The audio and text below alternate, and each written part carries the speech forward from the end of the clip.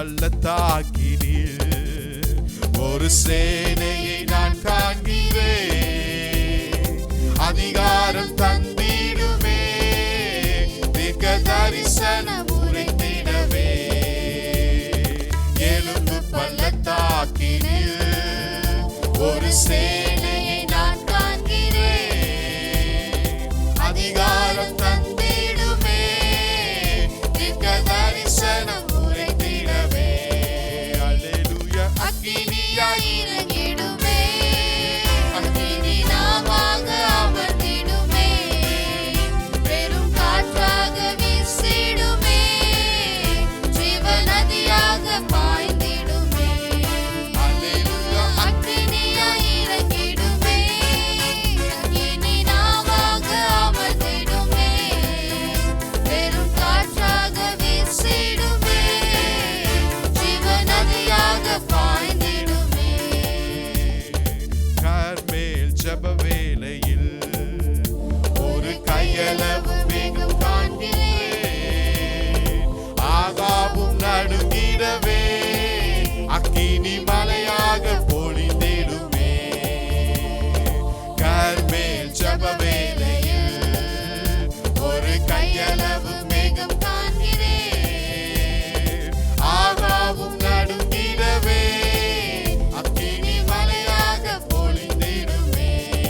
அல்லேலூயா. அக்கினியாய் இறங்கிடுமே, அக்கினி நாவாக அமர்ந்திடுமே, பெரும் காற்றாக வீசிடுமே, ஜீவ நதியாக பாய்ந்திடுமே. அல்லேலூயா. அக்கினியாய் இறங்கிடுமே, அக்கினி நாவாக அமர்ந்திடுமே, பெரும் காற்றாக வீசிடுமே, ஜீவ நதியாக பாய்ந்திடுமே. சீனாய் மலையின் மேலே அக்கினி ஜுவாலையை நான் காண்கிறேன்.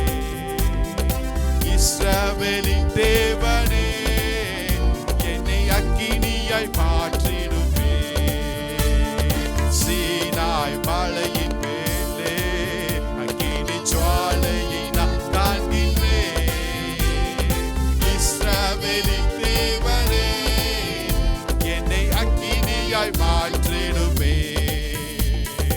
அக்கினியாய் இறங்கிடுமே, அக்கினி நாவாக அமர்ந்திடுமே, பெரும் காற்றாக வீசிடுமே, ஜீவ நதியாக பாய்ந்திடுமே. அக்கினியாய் இறங்கிடுமே, அக்கினி நாவாக அமர்ந்திடுமே, பெரும் காற்றாக வீசிடுமே, ஜீவ நதியாக பாய்ந்திடுமே. அக்கினியாய் இறங்கிடுமே, அக்கினி நாவாக அமர்ந்திடுமே, பெரும் காற்றாக வீசிடுமே, ஜீவ நதியாக பாய்ந்திடுமே. ஜீவ நதியாக பாய்ந்திடுமே, ஜீவ நதியாக பாய்ந்திடுமே, ஜீவ நதியாக பாய்ந்திடுமே.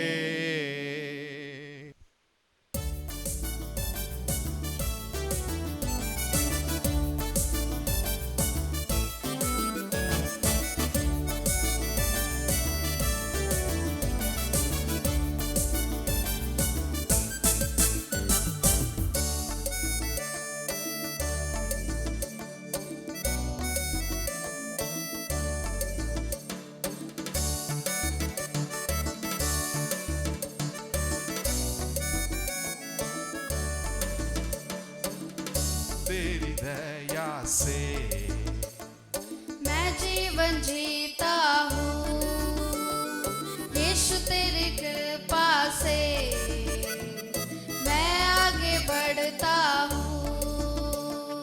यीशु तेरी दया से मैं जीवन जीता हूँ, यीशु तेरी कृपा से मैं आगे बढ़ता हूँ। धन्यवाद धन्यवाद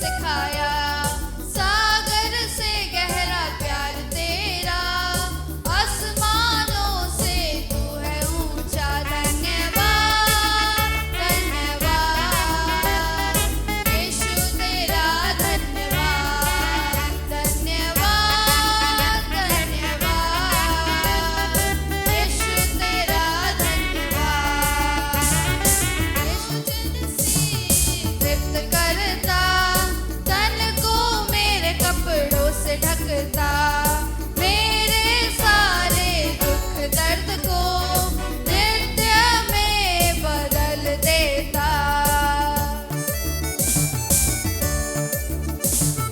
भोजन से तृप्त करता तन को मेरे कपड़ों से ढकता मेरे सारे दुख दर्द को नृत्य में बदल देता धन्यवाद धन्यवाद यीशु तेरा धन्यवाद धन्यवाद धन्यवाद यीशु तेरा धन्यवाद यीशु तेरी दया से मैं जीवन जीता हूँ यीशु तेरी कृपा से मैं आगे बढ़ता हूँ यीशु तेरी दया से मैं जीवन जीता हूँ यीशु तेरी कृपा से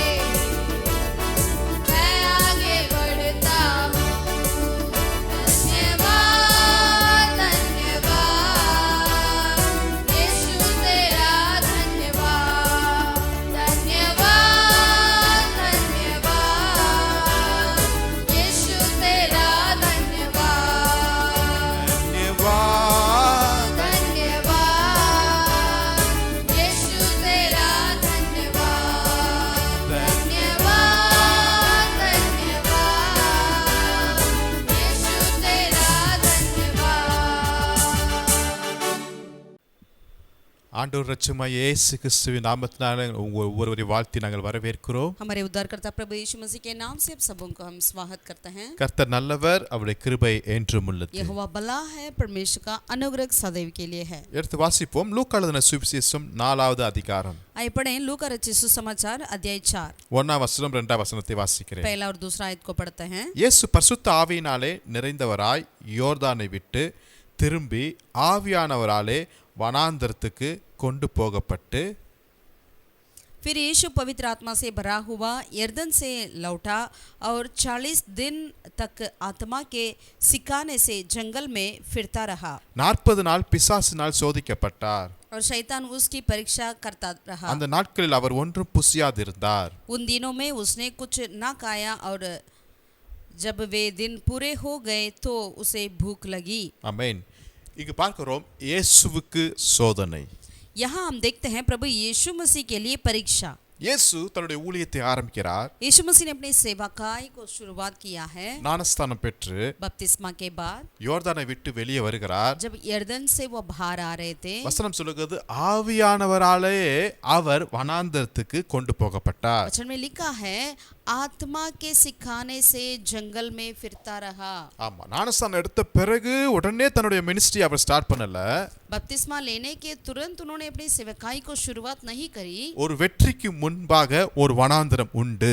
यानी एक जीत के पहले एक वनांतर है। இது சாதாரண வனாந்தரம் அல்ல, சோதனை நிறைந்த வனாந்தரம். ये साधारण वनांतर नहीं वरन एक परीक्षा से भरा हुआ वनांतर है। இது சாதாரண வனாந்தரம் இல்ல, 40 நாள் உபவாசம் இருக்கிற वनांतरम। ये साधारण जंगल नहीं वरन 40 दिन की उपवास की जंगल है। அவர் ஒன்றும் புசியாதிருந்தார். उन्होंने कुछ भी नहीं खाया மிகுந்த பசி உண்டாயிருச்சு. और जब दिन पूरे हुए तो उनको भूख लगी। யோசிச்சு பாருங்க, ஒரு நாள் 2 நாள் சாப்பிடாம இருந்தாவே நமக்கு எவ்வளவு களைப்பு வரும். जरा सा सोचे 1-2 दिन के लिए अगर हम थोड़ा सा वो उपवास करते हैं तो कितना हमें थकावट होती है। கிட்டத்தட்ட தன்னன் தனிமையில வனாந்திரத்துல ஒரு 40 நாள் இரவும் பகலும் புசியாம குடியாம அங்க உபவாசம் இருக்கிறார். यानी अकेलापन में जंगल में 40 दिन और रात प्रभु यीशु वहां पर वो उपवास में थे। ஒரு மனுஷனுடைய ஒரு உச்சக்கட்ட ஒரு களைப்புக்குள்ள அவர் போயிருப்பாருங்க. यानी एक व्यक्ति का बिल्कुल ऐसे एक सीमा पर वो गए होंगे इतनी थकावट के। அப்படிப்பட்ட ஒரு களைப்பான ஒரு நேரத்துல தான் பிசாசு வருகிறான்.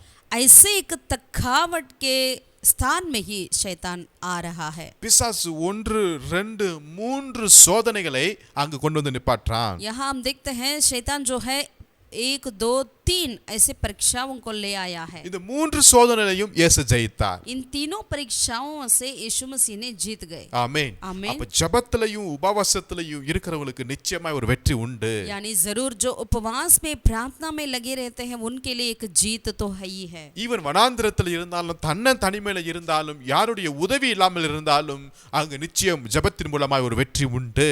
यदि वनांतर क्यों ना हो, जंगल हो या भूखे हो या उपवास में हो या अकेला में हो, लेकिन उस प्रार्थना के लिए एक जीत मिलती है। இந்த இடத்தை முடித்துவிட்டு இப்ப அவர் கலிலேயாவுக்கு போகிறார். ஆக மொத்தம் சில பேர் சொல்றாங்க ஒரு 100 கிலோமீட்டர் பிரயாணம் இருக்கும் என்று சொல்கிறார்கள். यहाँ से उन्होंने यीशु मसीह ने गलीली की ओर गए थे, यानी लोग कहते हैं कि कम से कम 100 मील दूर तो है। இப்ப கலிலேயாவுக்கு போய் தான் அவர் சாப்பிட வேண்டும். यानी अब गलील में जाकर ही उनको भोजन खाना चाहिए। அங்க பாருங்க 14ஆம் வசனத்தை வாசிக்கும்போது देखिएगा उसी अध्याय का 14 आयत में पढ़ेंगे तो பின்பு இயேசு ஆவியானவருடைய பலத்தினாலே ஆமென் वचन में लिखा है फिर यीशु आत्मा की सामर्थ्य से आमीन அல்லேலூயா हालेलूया। சோதனை முடிந்த பிறகு ஒரு வெற்றி சாதாரண வெற்றி இல்ல ஆவியானுடைய பலன் என்கிற ஒரு வெற்றி கிடைக்குதுங்க. जिसे परीक्षा के बाद एक जो जीत मिलती है वो साधारण नहीं वरन पवित्र आत्मा की सामर्थ्य से भर जाते हैं। ஆமா கலிலேயாவுக்கு போகிறாரு. அவருடைய கீர்த்தி சுற்றிலும் இருக்கிற தேசமெங்கும் பரம்பிற்று. और यीशु मसीह ने सामर्थ से भरा हुआ गलील को लौटा और उसकी चर्चा आसपास के सारे देश में फैल गई। அப்ப முதல் சோதனை யாருக்குமே தெரியல, முதல் வெற்றி யாருக்குமே தெரியல. ஆனா அதுல அவர் தன்னுடைய பரிசுத்தத்தை அவர் காத்து கொண்டு வெற்றியை பெற்றது. அதுக்கப்புறம் வெற்றியை பார்க்கும்போது உலகமெங்கும் தேசமெங்கும் இருக்கிற ஜனங்களுக்கு அங்கு பரம்பிட்டதை நாம் பார்க்கிறோங்க. यानी पहला जीत अकेला में था, किसी को नहीं मालूम था, लेकिन प्रार्थना के द्वारा जैसे वो जीत मिली तो उसके बाद वो सारी यीशु मसीह के प्रति सारी चर्चा जो है आसपास के सारे देश में फैल गई है। அப்ப நம்முடைய தனிப்பட்ட இடத்துல வருகிற சோதனையில நம்ம வெற்றியை பார்க்கும்போது அடுத்த கட்டத்துக்குள்ள ஆண்டவர் நம்ம எப்படி நகர்த்துகிறார் என்றால் அது உலகமே பார்த்து அந்த வெற்றியை பார்க்கிற அளவுக்கு கர்த்தர் நம்மை ஆசீர்வதிக்கிறவராய் இருக்கிறார். यदि हम अकेला में व्यक्ति के रूप में हम जीत जाते हैं तो परमेश्वर हमारे अगला स्थान कहाँ ले चलते हैं, सारे संसार देश देख सकती है आपकी जीत को। आमीन ஆமென். அப்ப சோதனை என்பது இயேசுவுக்கே வந்தது உண்மை என்றால் அவரை பின்பற்றுகிற ஒவ்வொருவருக்கும் நிச்சயமாய் சோதனை வரும். यदि परीक्षा यीशु मसीह के लिए ही आया है ये सच है तो उनको जो पीछा करने वाले हमारे लिए भी वो परीक्षा आती है। அதே சமயத்துல அந்த சோதனையை நம்ம ஜெயிக்கும் போது நிச்சயமாக ஒரு பெரிய வெற்றியும் நமக்கு உண்டுங்க. यदि उस परीक्षा में हम जीतेंगे तो जरूर हमारे लिए बहुत बड़ा एक विजयता मिलती है। அப்போஸ்தலனாகிய பவுலுக்கு இல்லாத சோதனையா? क्या प्रेरित पौलुस के पास ऐसे बड़ी कितनी कितनी परीक्षा आई थी? அவர் வந்த பிரச்சனைகளை ரோமர்ல அவர் குறிப்பிடுகிறாரு. जो पौलुस ने प्रेरित वो कहते हैं उनके लिए कैसे परेशानी आया करके रोमियो की पत्री में 8ஆம் அதிகாரத்துல 8वें अध्याय में 36ஆம் வசனத்திலிருந்து வாசிக்கிறோம். 36 से लेकर पढ़ेंगे तो ஒரு பெரிய லிஸ்ட் அங்க கொடுக்கிறார் यहाँ पर பாருங்களேன். एक बहुत बड़ा लिस्ट को बताते हैं। கிறிஸ்துவின் அன்பை விட்டு நம்மை பிரிப்பவன் யார்? உபத்திரமோ வியாகுலமோ துன்பமோ பசியோ நிர்வாணமோ நாசமோசமோ பட்டயமோ இவை எல்லாவற்றிலையும் நாம் நம்மில் அன்பு கூறுகிறவராலே முற்றும் ஜெயம் கொண்டவர்களாய் இருக்கிறோமே. वो कहते हैं कि जैसा लिखा है कि तेरे लिए हम दिन भर हाथ किए जाते हैं, हम वध होने वाली भेड़ों के नाई गिने गए हैं, परंतु इन सब बातों में हम उसके द्वारा जिसने हमसे प्रेम किया है जीवन से भी बढ़कर है। இவை எல்லாவற்றிலும் நம்மளுக்கு ஜெயம் உண்டு என்பது கன்ஃபார்முங்க. यानी सारे क्लेश संकट उपद्रव अकाल नंगाई जोखिम तलवार सबसे हमारे लिए जीत मिलती है। ஆமென். आमीन। நிச்சயமாய் ஒரு வெற்றி ஜெயம் நமக்கு உண்டு. जरूर हम जीवन से भी बढ़कर होंगे।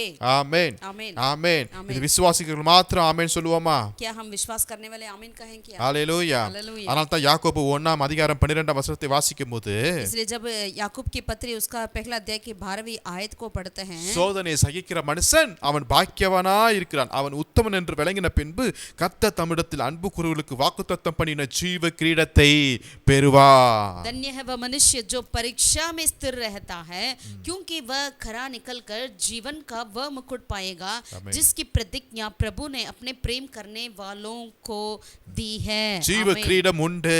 आपका जीवन का मुकुट मिलती है। சோதனை பார்த்து பயந்து ஓடுகிறவர்கள் நம் அல்ல, हम परीक्षा को देकर भागने वाले नहीं हैं। நாம் சோதனையில நிக்கிறவர்கள், हम परीक्षा में स्थिर खड़े होंगे। வசனத்தின் மூலமாய் அதை ஜெயம் கொள்கிறவர்கள், वचन के द्वारा उस परीक्षा से हम जीत जाएंगे ஜீவ கிரீடத்தை பெறுகிறவர்கள். और जीवन का मुकुट को प्राप्त करेंगे। அல்லேலூயா. हालेलुया। ஆமென். அதனால தான் வெளிப்படுத்தல் 2:10 நம்ம வாசிக்கிறோம். इसलिए प्रकाशित वाक्य दूसरा अध्याय का 10वीं आयत में देखते நீ हैं, படப்போகிற பாடுகளை குறித்து எவ்வளவும் பயப்படாதே, இதோ நீங்கள் சோதிக்கப்படும் பொருட்டாக பிசாசானவன் உங்களில் சிலரை காவலில் போடுவான், 10 நாள் உபத்திரப்படுவீர்கள், ஆகிலும் நீ மரணப்பரியந்தம் உண்மையாயிரு, அப்பொழுது ஜீவ கிரீடத்தை உனக்கு தருவேன் என்று சொல்கிறார். जो दुख तुझको झेलने होंगे उनसे मत डर, क्योंकि देखो शैतान तुम में से कितनों को जेल खाने में डालने पर है, ताकि तुम परखे जाओ, और तुम्हें 10 दिन तक क्लेश उठाना होगा।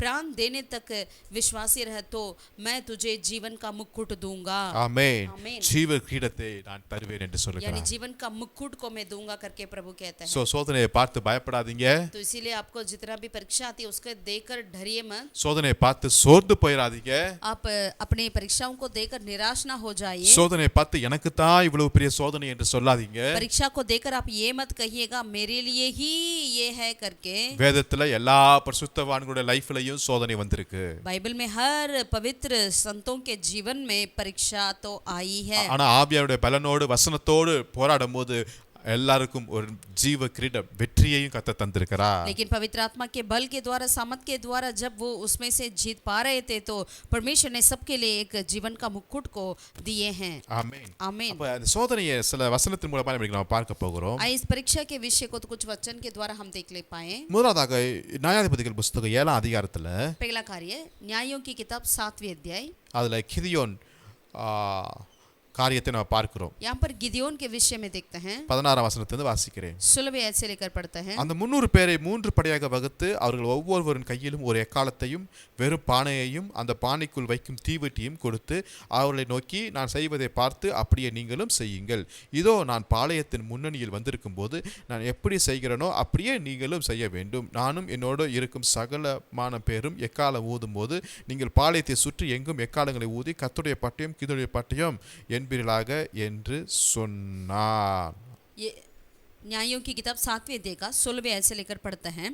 तब उसने उन 300 पुरुषों के 3 झुंड किए और एक एक पुरुष के हाथ में एक नरसिंगा और खाली घड़ा दिया और घड़े को भीतर एक मशाल दी। फिर उसने उनसे कहा, मुझे देखो और वैसा ही करो। सुनो, जब मैं उस छावनी की छोर तक पहुंचूं तब जैसा मैं करूं वैसा ही तुम भी करना, अर्थात जब मैं और मेरे सब संगी नरसिंगे फूके तब तुम भी छावनी के चारों ओर नरसिंगे फूकना और ललकारना कि यहोवा की और गिदोन की तलवार। ஆமென். आमीन। இப்ப 300 பேருக்கு ஒரு பானை வாங்கி கொடுக்கறாங்க. यानी ये 300 अभी उनके संगी थे, उन सभी के लिए उन्होंने एक घड़ा को लेकर दिया இப்ப இந்த பானையை வாங்கி கொடுத்து பானைக்குள்ள தீவெட்டி இருக்குது. और घड़े के अंदर क्या है? मशाल है। இப்ப இந்த யுத்தத்துக்கு எல்லாம் போறாங்க. अब सारे युद्ध के लिए जा रहे இப்ப हैं। உள்ள இருக்கிற வெளிச்சம் வெளியே வரல இதுவரையும். यानी अभी तक जो घड़े के अंदर मशाल थी उसका रोशनी बाहर नहीं दिखाई ஆனா दिया। இப்ப இந்த எக்காலங்களை ஊதும்போது लेकिन जब वो नरसिंगों को फूंक रहे थे, இந்த பானைகள் உடைக்கப்படும் போது जब ये घड़े को वो तोड़ रहे थे, பானைக்குள் இருக்கிற தீவெட்டியுடைய வெளிச்சத்தை சத்துருக்கள் கண்டு சிதறப் போகிறார்கள். यानी इस घड़े के अंदर जो मशाल थी उसकी रोशनी को देखकर सारे उनके भैरियों ने तीतर पेतर हो जाएंगे। இங்கு கிதியோனர்கள் மிதியானியர்களை எப்படி தோற்கடித்தார்கள்? यानी गिदियोन के लोग कैसे मिदान लोगों को हराया? பானை உடைக்கப்பட்ட போது, जब उनकी गड़ा को तोड़े थे। இதுதான் ஒரு சோதனையை நான் சொல்லிட்டு இருக்கிறேன். यानी एक परीक्षा के विषय में हम बता रहे हैं எப்படி வெற்றி வரும் என்பதை நான் பேசிக் किस கொண்டிருக்கிறேன். तरह जीत मिल सकती है करके बात कर रहे हैं। அப்ப இந்த பானை உடைக்கப்படும் போது जब ये घड़ा तोड़ी जाएगी, உள்ள இருக்கிற வெளிச்சம் வெளியே பிரகாசிக்கப்படுகிறது. अंदर जो मशाल थी उसकी रोशनी बाहर दिखाई देगी। ஹalleluya. हालेलुया। அப்ப ஒரு உடைப்பு வரும்போது தான் உள்ள இருக்கிற சில மகிமையான காரியங்கள் வெளியே வருகிறது. यानी जब थोड़ा जाएगा, एक तोड़ने की बातें होगी, तब ही जो है यानी अंदर की रोशनी, अंदर की सारे बहुमूल्य महिमा जो है बाहर दिखाई देगी। ஹalleluya. हालेलुया। ஆமென். आमीन। அப்ப உடைக்கப்பட வேண்டிய காரியம் என்ன என்பதை இன்னைக்கு கர்த்தரிடத்தில் நம்ம கேட்டு பெற்றுக்கொள்ளணும். आज हमें ये परमेश्वर की ओर से मांगना चाहिए किन बातों को आज मुझे तोड़ना है। ஒருவேளை நம்ம லைஃப்ல அது இருக்கலாம், शायद हमारे जीवन में हो सकता है, நம்முடைய குணங்கள்ல இருக்கலாம், या हमारे गुणों में हो सकता நம்முடைய है, குடும்பத்துல இருக்கலாம். हमारे परिवार में भी हो सकता அது है। உடைக்கப்படும் போது जब वो थोड़ी जाएगी, உள்ள இருக்கிற மகிமையான காரியங்களை கர்த்தர் வெளியே கொண்டு வருவார். जो अंदर की सारी महिमा की कार्य को परमेश्वर बाहर लेकर आएंगे। ஆமென். आमीन। ஒரு வசனத்தை வாசிப்போம். 2 கொரிந்தியர் 4 அதிகாரத்துல. दूसरा कोरिन्थियों की पत्री उसका अध्याय 4 की ओर पलटें। ஆமென். 7 वசனத்தை நான் வாசிக்கிறேன். 7वें आयत को हम पढ़ते हैं। ஆமா. இந்த மகத்துவமுள்ள வல்லமை எங்களால் உண்டாயிராமல் தேவனால் உண்டாயிருக்கிறது என்று விளங்கும்படி இந்த பொக்கிஷத்தை மண்பாண்டத்தில் பெற்றிருக்கிறோம். परंतु हमारे पास यह धन मिट्टी के बर्तनों में रखा है कि यह अजीम सामर्थ हमारी ओर से नहीं वरन परमेश्वर ही की ओर से ठहरे। आमीन। ஆமென். இந்த பொக்கிஷம், இந்த உயிர்த்தெழுந்த அந்த வல்லமையை, यानी इस जी उठे सामर्थ को, असीम सामर्थ को, இது பெரிய பொக்கிஷம். ये बड़ा सा असीम है, ஆனா அது எதுக்குள்ள இருக்கிறது என்றால் लेकिन ये कहाँ पर रखा गया है? மண்பாண்டத்தில் இருக்குது. यानी मिट्टी के बर्तनों में। ஹalleluya. आमीन। ஆமென். அதனால இந்த மண்பாண்டம் உடைக்கப்படும் போது जब ये मिट्टी का बर्तन तोड़ी जाएगी, உள்ள இருக்கிற பொக்கிஷம் அது வெளியரங்கமாகிறது. अंदर की जो असीम सामर्थ्य जो है बाहर दिखाई देगी। ஆமென். आमीन। இந்த உலகம் நம்முடைய சரீரத்தை வேணா காயப்படுத்தலாங்க. ये संसार हमारी शरीर को घायल किया सकती है, ஆனா நம்ம உள்ள இருக்கிற அந்த ஆத்துமாவின் வல்லமையை, பலத்தை எவனாலையும் தொட முடியாது. लेकिन हमारे अंदर प्राण में जो सामर्थ्य है उसको कोई नहीं छू सकते हैं। அடுத்த வசனத்திலே பவுல் சொல்றார், நாங்கள் எப்பக்கத்தில் நெருக்கப்பட்டும் इसलिए अगला ஒடுங்கி वचन में- போகிறதில்லை, கலக்கம் அடைந்தும் மனம் முறிவதே இல்லை என்றார். इसलिए अगला आयतों में वो पौलुस प्रेरित कहते हैं, हम चारों ओर से क्लेश तो भोगते हैं पर संकट में नहीं पड़ते, निरुपाय तो है पर निराश नहीं होते। ஹalleluya. हालेलुया। 10ஆம் வசனத்துல எங்க சரீரத்துல இதை சுமந்துட்டு இருக்கிறோம்ங்கறாருங்க. और सताए तो जाते हैं पर त्याग नहीं जाते, गिराए तो जाते हैं पर नाश नहीं होते करके कहते हैं। फिर 10वीं आयत में हम यीशु की मृत्यु को अपनी देह में हर समय लिए फिरते हैं। அங்க கிதியோன் பானையை உடைக்க சொன்னான். वहां पर गिदोन ने उस घड़े को तोड़ने के लिए कहा। இப்பொழுது நம்முடைய சரீரத்தின் பாவத்தை, மாம்சத்தை ஒடுக்கும் போது, அடக்கும் போது, அர்ப்பணிக்கும் போது உள்ள இருக்கிற மகிமை வெளியரங்கமாய் இருக்கிறது. जब हम अपने शरीर की पाप से हम बाहर आते हैं, वो सारे कार्य को हम छोड़कर बाहर आते हैं, तो हमारे अंदर की महिमा असीम जो है वो बाहर दिखाई देगी। சோ சத்துரு நம்முடைய சரீரத்தை பார்த்து வேணா பயப்படாம போகலாம், ஆனா உள்ள இருக்கிற வல்லமையை பார்த்து அவன் நிச்சயம் பயப்படுவான். शायद शैतान जो है हमारी देह को देखकर वो नहीं डरे होगा, लेकिन हमारी प्राण को देखकर, उस असीम को देखकर तो डरेगा। ஹalleluya. हालेलुया। உடைக்கப்பட வேண்டிய காரியங்கள் இன்னைக்கு தேவ சமூகத்துல அது உடைக்கப்படுவதாக. जो हमें तोड़ने वाले कार्य आज परमेश्वर की उपस्थिति में तोड़ी जाए, உள்ள இருக்கிற வெளிச்சம் வெளியே வரட்டும். ताकि अंदर जो प्रकाशन है वो बाहर दिखाई दे। ஆமென். சத்துருக்கள் ஓடி போவார்கள். ताकि शत्रु भाग जाए। இரண்டாவதாக வருகிற சோதனை दूसरा एक परीक्षा जो है யாத்திராகமம் 17ஆம் அதிகாரத்துல, निर्गमन 17वें अध्याय में, அங்கு இஸ்ரவேல் ஜனங்கள் எகிப்திலிருந்து புறப்பட்டு வந்து கொண்டே இருக்கிறார்கள். यहाँ पर इजराइल लोग मिस्र में से बाहर आ रहे हैं, சீன வனாந்தரத்துக்கு வருகிறார்கள். सिनाई पर्वत की ओर। அங்கு ரெத்திவிலே ஒரு இடத்துல என்ன செய்றாங்க, அவங்க பாளையம் இறங்குறாங்க. நின்றார்கள். और एक रेविदीम में वो वहां पर ठहरने लगे। அப்ப குடிக்கிறதுக்கு எங்களுக்கு தண்ணீர் தர வேண்டும் என்று சொல்லி மோசேட்ட என்ன செய்றாங்க, எல்லாம் பிரச்சனை பண்றாங்க. तब पीने के लिए उन्होंने पानी मांग रहे थे मूसा से। இப்ப கர்த்தர் மோசேட்ட கேக்குறார் என்ன செய்யறது என்று சொல்லி. और मूसा ने परमेश्वर से पूछा। இப்ப மோசே சொல்றாரு 5ஆம் வசனத்துல இருந்து கர்த்தர் மோசேட்ட சொல்றாரு. परमेश्वर ने मूसा से कह रहे थे, யாத்திராகமம் 17:5 இருந்து, அப்பொழுது கர்த்தர் மோசேயை நோக்கி, நீ இஸ்ரவேல் 30 சிலரை உன்னோட கூட்டிக் கொண்டு நீ நதியை அடித்த உன் கோலை உன் கையிலே பிடித்துக்கொண்டு ஜனங்களுக்கு முன்னே நடந்து போ. அங்கு ஓரேபிலே நான் உனக்கு முன்பாக கன்மலை மேல் நிற்பேன். நீ அந்த கன்மலையை ஆடி அப்பொழுது ஜனங்கள் குடிக்க அதிலிருந்து தண்ணீர் புறப்படும் என்று சொன்னார். 5वें आयत से लेकर पढ़ते हैं निर्गमन 17वें अध्याय का।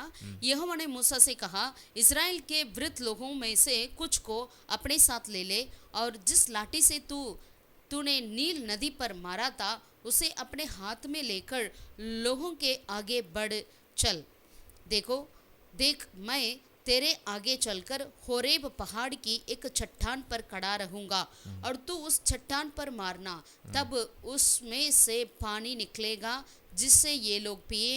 तब मूसा ने इस्राएल के वृद्ध लोगों के देखते वैसे ही किया। ஆமென். आमीन। இப்போ கன்மலையை அடிக்கும் போது அங்கு தண்ணீர் வருகிறது. यानी वहां पर उस पहाड़ के एक चट्टान पर वो मारेगा तब वो पानी निकलेगी ஜனங்களுடைய தாகம் தீர்க்கப்படுகிறது. और लोगों का प्यास पूजी जाएगी। ஹalleluya. हालेलुया। அடிக்கப்படும் போது எதன் மேல, கன்மலையின் மேல் அடிக்கப்படும் போது, चट्टान पर मारते वक्त में, ஆமா, கன்மலையாகிய இயேசு கிறிஸ்துவின் மேல் இந்த உபத்திரவம் வரும்போது அங்கிருந்து என்ன புறப்படுகிறது என்றால் ஜீவ தண்ணீர் அங்கிருந்து புறப்படுகிறது. यानी जो हमारी चट्टान प्रभु यीशु मसीह पर यो सारे कायल किया जाएगी, मार का आते हैं यीशु मसीह ने हमारे लिए, तो वहां से जीवन का जल निकलेगी। அதனால்தான் யோவான் 7:37 வசனத்துல இயேசு சொல்லுகிறாரு, इसलिए युगन्ना की 7:37 युगन्ना सुसमाचार में 7 का 33वीं आयत में, பண்டிகையின் கடைசி நாளாகிய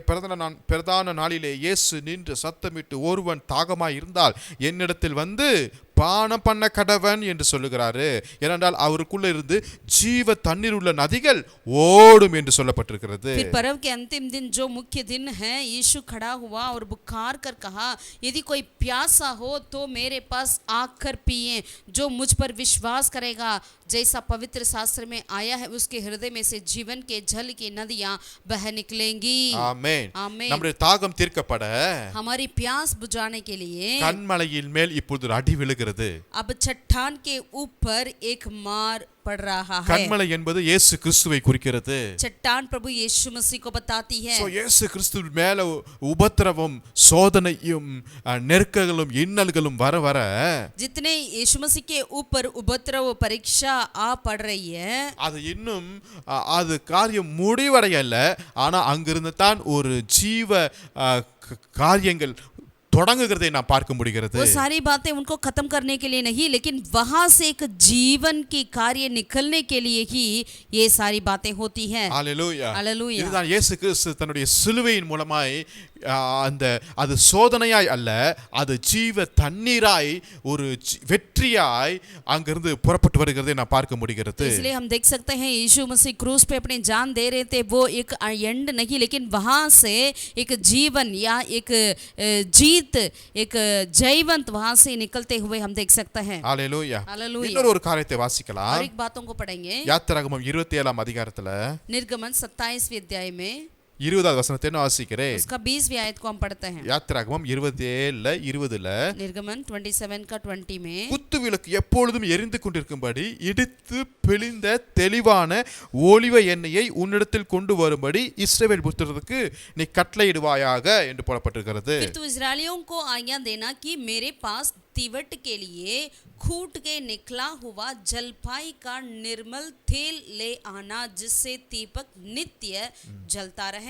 இங்கு ஒலிவ மரத்தின் அந்த விதைகள் நசுக்கப்படும் போது அங்கிருந்து என்ன வருகிறது என்றால் ஒலிவ எண்ணெய் வருகிறது நான் பார்க்கிறோம். यानी जलपाई को जब खूट के निकाला हुआ जाता है, तब निर्मल तेल आती है। நம்ம சோதனையை, நெருக்கத்தை, உபத்திரத்தை தான் நான் பார்த்து கொண்டே இருக்கிறோம். यानी हम परीक्षा उसके विषय में ही देख रहे हैं। அப்ப இந்த ஒலிவ எண்ணெய் எப்படி கிடைக்கிறது?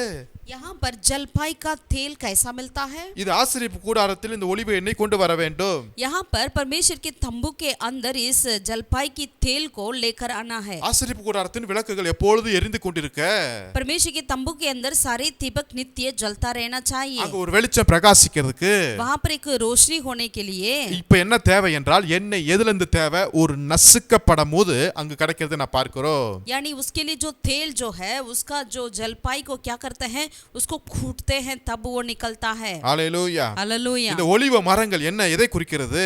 ये जलपाई का तेल क्या बताती है? இந்த ஒலிவ மரங்கள் அபிஷேகம் பெற்றவர்களை குறிக்கிறது. यानी ये जलपाई का तेल जो है अभिषेकित वो लोगों को बताती है। ஹalleluya. हालेलुया। அதனால தான் நம்ம எஸ்தமனே தோட்டத்துல நம்ம பார்க்கிறோம், इसलिए हम गेत्सेमनी वाटिका में देखते हैं இயேசு கிறிஸ்து ஜெபிக்கிறார், यीशु मसीह प्रार्थना कर रहे थे। அவருடைய வேர்வை இரத்தமாய் சிந்தப்படுகிறது. यीशु मसीह का जो पसीना लहू के समान निकलते हुए देखते हैं। இன்றைக்கும் எஸ்தமனே தோட்டத்துல கிட்டத்தட்ட 2000 ஆண்டுகளா இருக்கிற ஒலிவ மரங்களை நான் பார்க்க முடிகிறது. आज भी अगर आप गेत्सेमनी में जाएंगे तो वाटिका में वहां पर 2000 सालों से कई जो जलपाई की पौधे को वृक्षों को हम देख सकते हैं। இன்றைக்கும் எஸ்தமனே தோட்டம் என்பது அங்கு நசுக்கப்படுகிற, பிழியப்படுகிற ஒரு இடமாய் காணப்படுகிறது. आज भी गेत्सेमनी जो है यहाँ पर कूटा जाता है, जलपाई की कार्य है। உபத்திரம் நிறைந்த ஒரு இடமா यानी இருக்கிறது, उपद्रव से भरा हुआ स्थान है, நசுக்கப்படுகிற இடமா இருக்கிறது. कूटा जाने वाली स्थान है। ஒருவேளை இன்றைக்கும் விசுவாசிகளுக்கு, சபைகளுக்கு விரோதமாக இப்படிப்பட்ட சில காரியங்கள் வந்து आज கொண்டிருக்கலாம். भी कलीसिया के विरोध में, विश्वासियों के विरोध में ऐसे विश्वासियों को दबाने वाले कार्य आ सकता होगा। ஆனா எந்த அளவுக்கு நம்ம நெருக்கப்படுகிறோமோ, நசுக்கிறோமோ, அந்த அளவுக்கு ஒலிவ என்கிற எண்ணெய் இன்றைக்கு வந்து கொண்டிருக்கிறது நான் பார்க்க முடிகிறது. जितना हम दबाया जाता है, कुटा जाता है, तो उतना ही हमारे जलपाई की तेल, निर्मल तेल हमसे निकलेगी। ஆமென். எந்த அளவுக்கு உபத்திரங்கள் பெருக பெருக அப்போஸ்தலன் புத்தகத்துல வாசிக்க முடியுது, அந்த அளவுக்கு எழுப்புதலையும் கர்த்தர் அங்க வர வைக்கிறதை நான் பார்க்க முடிகிறது. जितना हमारी दबाव बढ़ती जाती है कलीसिया की विश्वासियों की, उतना ही हम देख सकते हैं प्रेरितों के काम किताब में, तो उतना बेदारी आती है। நம்ம மேல இருக்கிற அந்த அபிஷேகத்தின் கிரியைகளை அப்ப பார்க்க முடிகிறது. हमारे अंदर के अभिषेक की क्रिया को हम तब देख सकते हैं। ஹalleluya. हालेलुया। அப்ப ஒலிவ அந்த மரத்தின் விதைகள் நசுக்க ஒரு சோதனையா இருந்தாலும், ஆனா அந்த எண்ணெய் என்கிறது ஒரு அபிஷேகம் பெற்றவருடைய வாழ்க்கையை குறிக்கிறது, ஒரு என்ன சொல்றது, ஒரு வெற்றியை, ஒரு ஜெயத்தை குறிக்கிறது நான் பார்க்க முடிகிறது. यदि कूटा जाने वाला कार्य एक उपद्रव के बारे में बताता क्यों ना हो, लेकिन जो तेल जो है एक अभिषेक के बताती है, तेल जो है एक जीत को, एक विजेता को बताती है। ஹalleluya. हालेलुया। இன்னொரு ஒரு காரியத்தை பார்க்கலாம். और एक कार्य को भी देखेंगे। மார்க் எழுதின சுவிசேஷம் मरकुस की सुसमाचार 14வது அதிகாரம் 14 अध्याय 3ஆம் வசனத்திலிருந்து நான் வாசிக்கிறேன். 3 आयत से लेकर पढ़ते हैं। அவர் பெத்தனியாவில் குஷ்டரோய் இருந்த சீமோன் வீட்டிலே போஜன பந்தி இருக்கையில் ஒரு ஸ்திரீ விலையேற பெற்ற நலதம் என்னும் உத்தம தைலமுள்ள வெள்ளைக்கல் பரணியை கொண்டு வந்து அதை உடைத்து அந்த தைலத்தை அவர் சிரசின் மேல் ஊற்றினாள். जब बेथनिया में सामोन कोड़ी के घर भोजन करने बैठा हुआ था, तब एक स्त्री संगमरमर के पात्र में चटामासी का बहुमूल्य शुद्ध इत्र लेकर आई और पात्र तोड़कर इत्र को उसके सिर पर उंडेला। இங்கு என்ன செய்யப்படுகிறது? உடைக்கப்படுகிற நேரத்துல यहाँ पर क्या हो रहा है? एक तोड़ने के समय पर அந்த பரிமள தைலத்தின் வாசனை அந்த வீடு முழுவதுமாய் நிரப்பப்படுகிறது. उस बहुमूल्य शुद्ध इत्र की चटामासी इत्र की जो सुगंध जो है सारे घर में फैल गई है। ஒரு ஸ்திரீ, एक स्त्री ஆமா, ஒரு சபையை குறிக்கிறது. एक कलीसिया को बताती है। ஆமா, எந்த ஸ்திரீயின் மூலமா இந்த பாவம் ஒருவேளை உலகத்துல வந்திருக்கிறது மாதிரி இருக்குது, शायद स्त्री के द्वारा पाप जो है संसार में आया हुआ लगता क्यों ना हो, ஆனா அதே மாதிரி இன்னொரு ஒரு ஸ்திரீ மூலமாய், சபையின் மூலமாய் அந்த வீடு முழுவதுமாய் தேவ பிரசன்னத்தினால நிரப்பப்படுகிறது. लेकिन यहाँ पर उसी स्त्री के द्वारा यहाँ पर सारे घर जो है परमेश्वर की सुगंध से भर गया है। அந்த தைலம் உடைக்கப்படும் போது, जब वो तेल थोड़ी जाएगी, அந்த விலையேற பெற்ற தைலம் உடைக்கப்படும் போது, जब बहुमूल्य इत्र थोड़ा जाएगा, அந்த பரிமள தைலத்தின் வாசனை அந்த வீடு முழுவதுமாய் எல்லா ஜனங்களுக்கும் அது அப்படியே ஸ்ப்ரெட் ஆகுறதை நான் பார்க்க முடிகிறது. उसका सुगंध जो है सारे लोगों, सारे घराने में वो फैल जाती है। இயேசு उसे हम देख சொல்லுகிறாரு, सकते हैं। இவளை தொந்தரவு செய்யாதீங்க, இவன் நான் அடக்கம் பண்ணப்படுவதற்கு எத்தனமாக என் சரீரத்தில் தைலம் பூச முந்திக் கொண்டாள் என்று சொல்லப்பட்டிருக்கிறது. यीशु कहते हैं इसे छोड़ दो, उसे क्यों सताते हो, उसने तो मेरे साथ भलाई की। Yes. यानी मेरे गाड़े जाने वाले के समय के कार्य को उन्होंने किया है करके वो बताते हैं। ஏங்க இயேசு இன்னும் உயிரோடு தான் இருக்கிறாரு. यानी यीशु मसीह तो जिंदा ही है இன்னும் ஒரு சில நாட்கள் அவர் மரிக்க போகிறதை और कुछ समय में वो मरने जा रहे हैं। इन कार्य को ஈவன் சீசர்களுக்கு கூட இந்த ரகசியம் புரியாமல் கூட இருந்திருக்கலாம். शायद चेलों भी इन बातों को नहीं समझते होंगे, ஆனா இந்த ஒரு ஸ்திரீ, लेकिन ये स्त्री जो है ஆமா, அந்த மரணத்தை இங்கேயே அவர் நினைவு கூர்ந்துகிறார். यानी பார்க்கிறோம். उस मृत्यु को, यीशु मसीह की मृत्यु को यही से ही वो स्मरण कर लिया है। ஆமென். आमीन। அவர் உடைக்கப்படும் போது यानी जब थोड़े जाएंगे, हालेलुया, ஒரு பரிமள தைலத்தின் வாசனை வீசப்படுகிறது. वहां पर एक बहुमूल्य इत्र की सुगंध फैल जाती है। அது விலையேற பெற்றதா இருக்கலாங்க. वो कितना भी कीमती क्यों ना हो, ஆனா இயேசுவுக்கு முன்பாக எது எல்லாமே நஷ்டமும் குப்பையுமா என்கிற பவுலுடைய வைராக்கியம் எனக்கு நம்மளுக்கு வேணுங்க. लेकिन हमें यीशु मसीह के सामने सारी बातें मेरे लिए कूड़ा है, नष्ट है करके कहने वाले पौलुस की अनुभव हमारी होना चाहिए। அதான் இயேசு சொல்றாரு, இந்த சுவிசேஷம் உலகத்தில் எங்கெங்கெல்லாம் பிரசங்கிக்கப்படுகிறதோ इसलिए यीशु அங்கெல்லாம் मसीह இந்த பெண்ணை நினைப்பாங்கன்ட்டார். इसलिए यीशु मसीह ने कहा जगह जगह ये सुसमाचार इस संसार में सुनाया जाएगा, वहाँ वहाँ ये स्त्री ने जो की है ये बात भी वहाँ पर स्मरण की जाएगी करके बता रहे हैं। ஹalleluya, हालेलुया, ஹalleluya. हालेलुया। ஆமா, பானை உடைக்கப்படும் போது, यानी वो घड़ा तोड़ने के समय पर, கன்மலை அடிக்கப்படும் போது, चट्टान मारने के समय में, ஒலிவ மரத்தின் விதைகள் நசுக்கப்படும் போது, यानी वो जलपाई की तोड़ते वक्त में, அந்த कूटे जाने के वक्त पे, அந்த பரிமள தைலம் உடைக்கப்படும் போது, यानी वो बहुमूल्य इत्र थोड़ी जाएगी उस वक्त में, கடைசியாக और अंतिम में சீஷர்கள் சிதறடிக்கப்படும் போது चेलों ने तीतर पीतर हो चुके थे उस समय சுவிசேஷம் में। தேசமெங்கும் பரகிறது. सुसमाचार सारे संसार भर फैल गई, எருசலேமில மாத்திரமல்ல, केवल यरूशलेम में ही नहीं, யூதாவில மாத்திரமல்ல, यहूदा में नहीं, சமாரியாவில மாத்திரமல்ல, केवल सामरी में भी नहीं, தேசத்துல ஒவ்வொரு மூலை முடுக்குகளிலும் அந்த சுவிசேஷம் यानी பரவப்படுகிறது. देश की हर एक कोने कोने तक वो सुसमाचार फैल गई। எந்த நேரத்துல? कब? சீஷர்கள் சிதறடிக்கப்படும் போது, चेलों तीतर पीतर हो रहे थे उस वक्त में, அந்த உபத்திரம் என்கிற நெருக்கம் வரும்போது, यानी उपद्रव करके एक दबाव जब आती थी तब சுவிசேஷம் பரவுகிறது. सुसमाचार फैल गए। ஹalleluya. हालेलुया। அப்ப இதுல இருந்து ஒண்ணே ஒண்ணு புரியுது, इन बातों से हमें एक बात समझ में आती है, தேவனுடைய பிள்ளைகளுக்கும் சபைகளுக்கும் விரோதமாய் வருகிற எந்த சோதனையா இருந்தாலும் அதுல ஒரு பெரிய மகிமையான ஒரு ரிசல்ட் இருக்கிறது என்பது உண்மை.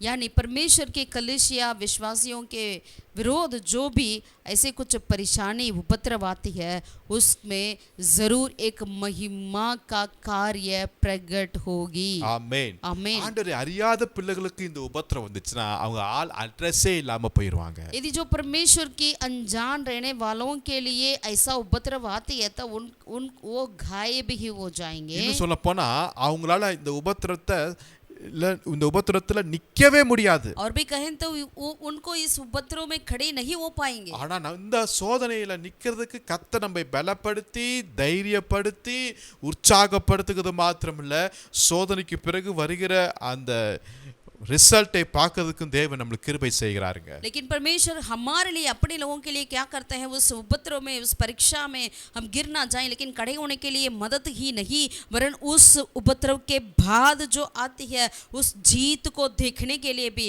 उस जीत का अनुभव करने के लिए भी प्रभु हमें मदद करते हैं।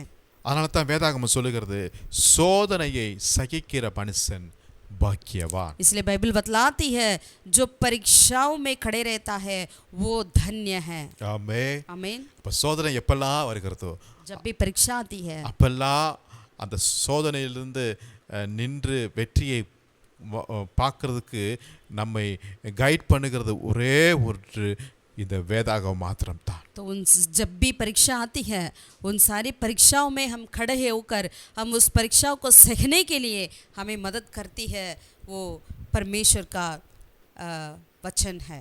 ஏனென்றால் தேவனால் பயன்படுத்தப்பட்ட எந்த ஒரு மனிதனுடைய வாழ்க்கையை நம்ம சற்று வாசிப்போம் என்றால் அவர்கள் போகாத சோதனையா பார்க்காத பிரச்சனையா எல்லாவற்றையும் பார்த்தார்கள். ஆனா அவர்களைத்தான் கர்த்தர் மகிமையாய் பயன்படுத்தினது உண்மையும் சத்தியமாய் இருக்கிறது. अगर बाइबल में हम देखते हैं जितने व्यक्ति परमेश्वर के दास ऐसे उपद्रव में गुजरते हैं उन्हीं लोगों को परमेश्वर भयंकर रूप में इस्तेमाल किए हुए हम देख सकते हैं. ஆமென். आमीन. ஆமா, அந்த நம்ம எந்த அளவுக்கு நம்ம அந்த சோதனையில நம்ம இன்னும் உண்மையாய் நிற்கிறோம் என்பதை பரலோகம் பார்த்து கொண்டிருக்கிறது. कितना हम उस परीक्षा में हम खड़े रहते हैं उसे स्वर्ग देख रही है. நம்ம எந்த அளவுக்கு இந்த சோதனையை நம்ம தாங்கிக் கொள்வோம் அந்த அளவுக்கு தான் கர்த்தர் நம்மளுக்கும் சில காரியங்களை அனுமதிக்கிறாருங்க. जितना हम सहते हैं उस परीक्षाओं को उपद्रव को उतना ही हमारे लिए प्रभु कुछ ताकत को बेचते हैं. அல்லேலூயா. हालेलुया. சோ சோதனையை சகிக்க கற்றுக்கொள்வோம். इसलिए हम परीक्षाओं को सहने के लिए हम सीखें சோதனையில பொறுமையா இருக்க கற்றுக்கொள்வோம். और परीक्षाओं में हम धीरज धरने के लिए सीखें. சோதனையில தேவையில்லாத வார்த்தைகளை விட்டுவிடாதபடி நம்முடைய நாவை அடக்கி வைக்கிறதுக்கு கற்றுக்கொள்வோம். हम परीक्षाओं में अपने मुंह को बंद रखें उसके लिए हम सीखें. அதிகமா யோபுடைய புத்தகத்தை வாசிக்கலாம் அந்த நேரத்துல. उस समय में ज्यादा के ज्यादा हम अय्यूब की किताब को पढ़ें. சங்கீதம் புத்தகத்தை வாசிக்கலாம். भजन की किताब को पढ़ें. தாவீதுடைய அனுபவத்தையும் பார்க்கலாம். दाऊद के अनुभव को भी देखें. இயேசு கிறிஸ்துடைய சுவிசேஷத்தை வாசிங்க. यीशु मसीह की सुसमाचारों के प्रति पढ़ें. மேக்ஸिमम எல்லா புத்தகத்திலும் நம்ம வாசிக்க முடியும். यानी हर किताब में हम देख सकते हैं. அந்த நேரத்துல இந்த வசனம் நம்மளோட பேசும். उस वक्त वो वचन हमसे बातें करेगी. இந்த வசனம் நம்மளுக்கு ஒரு தெளிவை உண்டாக்கும். ये वचन हमारे लिए एक खुलासा को देती है. வார்த்தை நம்மளுக்கு ஒரு தைரியத்தை உண்டாக்கும். वचन हमारे लिए एक धैर्य को देती है. இந்த வார்த்தை நம்மளுக்கு ஒரு விசுவாசத்தை நம்பிக்கை கொடுத்து एक वचन हमारे लिए एक विश्वास को धैर्य को देती है. இல்ல இந்த சோதனையை நான் ஜெயிப்பேன் என்கிற ஒரு விசுவாசத்தை நம்மளுக்கு கொடுக்கிறதா இருக்கிறது. इस परीक्षा में भी हम जीत जाएंगे करके एक धैर्य को हमारे लिए देती है. ஆமென். आमीन. ஆகவே சோதனையை சகிக்கிற மனுஷன் பாக்கியவான். इसलिए जो शोधनाओं को सहता है परीक्षाओं को सहता है वो व्यक्ति धन्य है. அந்த சோதனையில நிச்சயம் வெற்றி உண்டு என்பதை நீங்க மறந்து விடாதீர்கள். उस परीक्षा में जरूर हमारे लिए जीत है करके हम विश्वास करें. கர்த்தர் உங்களை प्रभु ஆசீர்வதிப்பார். आप सभी को आशीषित करें. ஜெபிக்கலாம். आइए प्रार्थना करें. நீங்கள் அதிகமாக நேசிக்க நல்ல தகப்பனே நன்றியோடு உம்மை हमारे ஸ்தோத்திரிக்கிறோம். स्वर्गीय पिता परमेश्वर हम तेरा धन्यवाद करते हैं राजा. அப்பா எங்களோட வாழ்க்கையில நீங்க அனுமதிக்கிற ஒவ்வொரு சோதனைக்காக நன்றியோடு உம்மை ஸ்தோத்திரிக்கிறோம். प्रभु हमारे जीवन में जो अनुमति करते हैं हर एक परीक्षाओं के लिए धन्यवाद करते हैं. ஆண்டவரே எந்த விதத்திலும் உம்முடைய சித்தம் இல்லாம எதுவுமே எங்க வாழ்க்கைக்கு வராது ராஜா. प्रभु कभी भी आपकी इच्छा बिना हमारे जीवन में कुछ भी नहीं आती है. வருகிற இந்த சோதனையில நாங்கள் நிற்க எங்களை பலப்படுத்துங்க. आने वाली परीक्षा में हमें खड़े होने के लिए हमें बल दे. வசனத்தை சார்ந்து நிற்க எங்களுக்கு கிருபை वचन செய்யுங்க. पर निर्भर होने के लिए मदद कर. தைரியத்தை தாருங்க. धैर्य को दीजिए. விசுவாசத்தை தாருங்க. विश्वास को எங்களை दीजिए. பலத்தை தாருங்க. बल दीजिए. நிச்சயமா நாங்கள் வெற்றியை காண எங்களுக்கு கிருபை செய்யுங்க. जरूर हम जीत को देखने के लिए हमें मदद कर खुदावन. உடைக்கப்படும் போது, जब हम थोड़ी जाते हैं, நசுக்கப்படும் போது, हम दबाया जाता है, நெருக்கப்படும் போது, जब हमें कुटा जाता है, சிதறடிக்கப்படும் போது, जब हम तीतर पीतर हो जाते हैं, நாங்கள் அழிந்து போகிறவர்களாய் அல்ல, हम मिट जाने वाले नहीं, நாங்கள் உயிர் பெற்று எழும்புகிறவர்களாய் எங்களுக்கு வைத்திருக்கிற நம்முடைய வாக்குத்தத்தத்துக்காக நன்றி செலுத்துகிறோம். सामर्थ्य पाकर हम जी उठेंगे वैसा आप रखने के लिए धन्यवाद करते हैं. நன்றியோடு உம்மை ஸ்தோத்திரிக்கிறோம். धन्यवाद करते हैं. நன்றியோடு உம்மை ஸ்தோத்திரிக்கிறோம். धन्यवाद. ஆசீர்வதிங்க. आशीषित कर. மீட்பர் இயேசு நாமத்தில் ஜெபிக்கிறேன் எங்கள் ஜீவனுள்ள நல்ல பிதாவே. उद्धारकर्ता यीशु के नाम से प्रार्थना करते मेरे जीवित है परमेश्वर. ஆமென். आमीन. ஆமென். கர்த்தர் உங்களை ஆசீர்வதிப்பாராக. परमेश्वर आप सभी का आशीषित Thank करें. you. Praise the Lord. सबको जय मसीह की प्रेज.